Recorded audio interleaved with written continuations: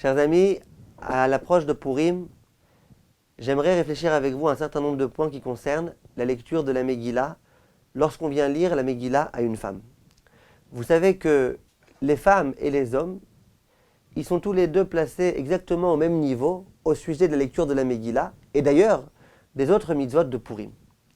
Bien que la lecture de la Megillah, par exemple, est une mitzvah qui dépend du temps, et donc on aurait tendance à dire que la femme n'est pas astreinte à ces mitzvot-là, malgré tout, Rachamim nous disent que, étant donné que lors du décret, les femmes, elles aussi, risquaient d'y passer, et étant donné d'autre part que c'est grâce à une femme, en la personne de Esther, que tout le monde, tout le peuple juif a été sauvé, donc les femmes ont une part extrêmement importante dans la lecture de la Megillah, aussi bien que les hommes.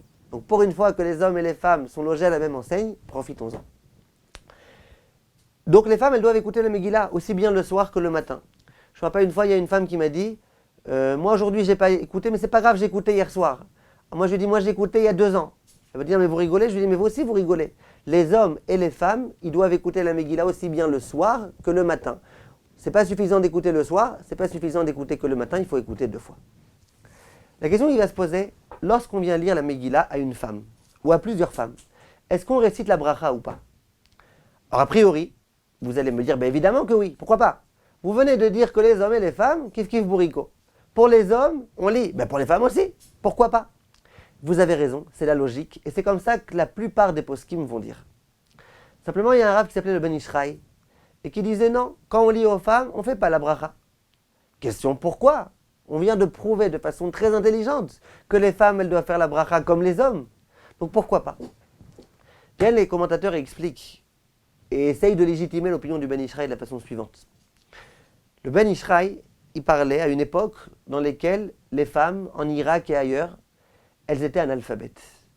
Elles étaient très très pieuses, elles avaient une naïveté très grande, elles avaient une foi inébranlable en Akadosh Baruch Hu, mais elles étaient analphabètes. Elles ne savaient pas lire, elles ne savaient pas écrire. Inutile de vous dire que des femmes de ce niveau-là, elles avaient du mal à se concentrer. Concentre-toi pendant 3 quarts d'heure sur une Megillah dont tu ne comprends rien. C'est extrêmement difficile.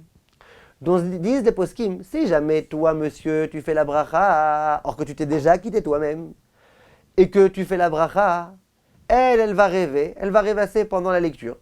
Et il s'avère en quelque sorte que la bracha, elle a été récitée en vain, puisqu'elle-même, elle n'a pas écouté la Megillah, elle rêvait. Et donc elle ne s'est pas acquittée. Tu prends le risque de faire une bracha en vain? Non, surtout ne prends pas ce risque. Cette opinion du Ben Ishraï, elle est extrêmement compliquée et difficile à accepter.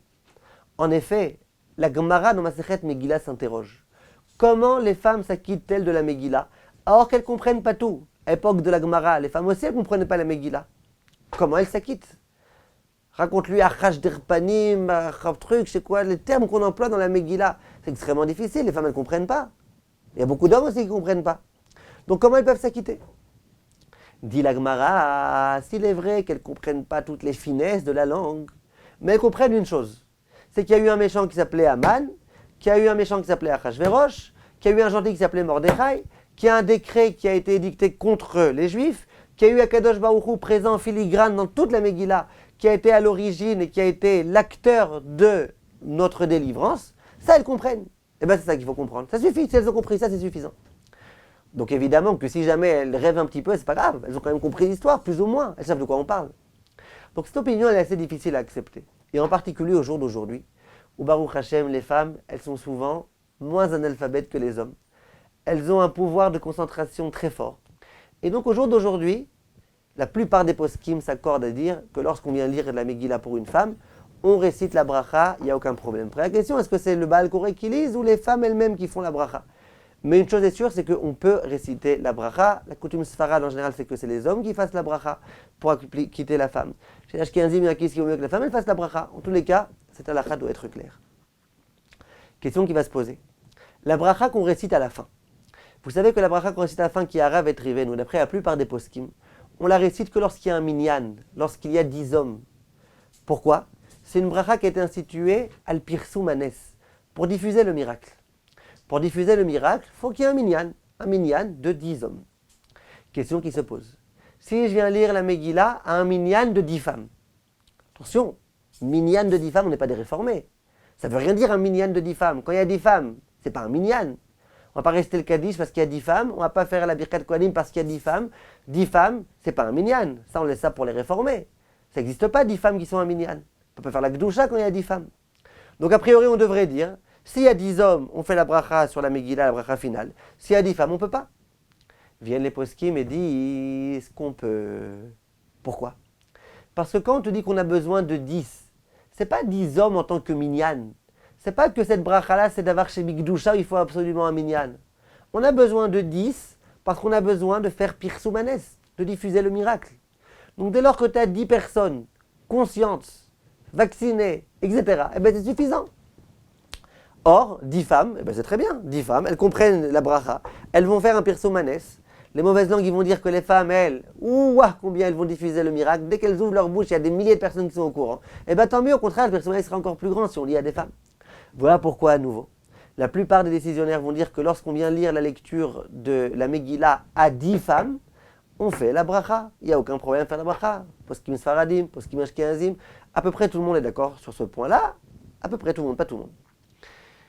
Le Chazon Ish, il va aller plus loin que ça. Il va dire que c'est facile s'il y a 5 hommes et 5 femmes. Ou 3 hommes et 7 femmes, ou vice-versa. C'est possible ou pas? Eh bien, vous aurez bien compris qu'évidemment que c'est possible. On a besoin de 10 personnes. Dès lors que tu as 10 personnes, c'est bien. À chaque fois, même que les 10 personnes elles soient en bas, les 10 personnes elles soient en haut, ça ne change rien du tout. On a besoin qu'il y ait 10 personnes. Et on a 10 personnes. Donc de cette façon-là, on peut s'acquitter. J'aimerais la prochaine fois continuer un petit peu dans les halachot de la Megillah et vous dire encore quelques petits points importants. Pour vous, mesdames, pour les hommes aussi, ça sera des points assez importants. Kol Tov et Purim Sameach.